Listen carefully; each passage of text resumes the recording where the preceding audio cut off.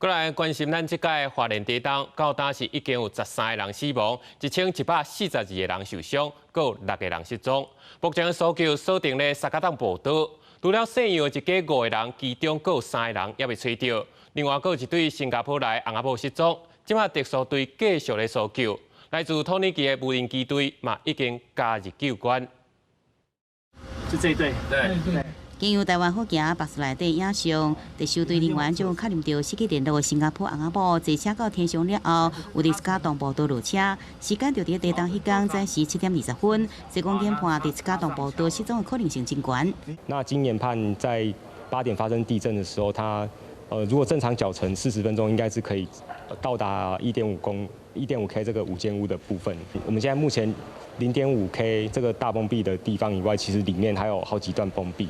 除了新加坡翁仔某现有一家5个人，也有3个人也未找到。社工特殊队的搜救热点继续锁定加东。搜救狗仔斗车至现场，因为有真大粒的石头，影响进度，也有安全问题。经过环境评估了后，测试大型的机械开入去了。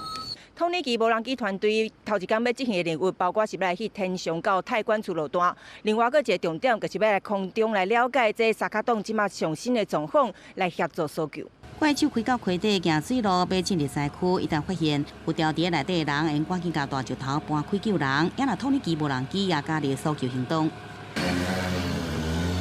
操作无人机进入泰鲁阁结构展开空协作业，协助记录天上一带地形地貌，经由无人机翕加东步道上新的状况，并且加翕到影像，建构假设3D的图形，以利后续搜救行动。那么在这一波的坍塌地的时候，我们现在在搜寻这个人员。Difficult to say at this moment.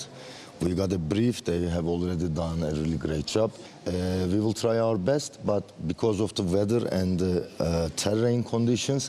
除了搜救，特殊队继续协助山区民众撤退，其中伫天祥经营酒店900名民众也顺利游车转搬平安入山。就是路段，看警察啊，接驳我们下来啊。你们通讯还是不好吗？还是没有办法联系？现在没有，现在没有通讯啊。经过强烈地震，无通讯掉伫山内底，就将会使平安转来，互真侪人总算是放心咯。记者综合报道。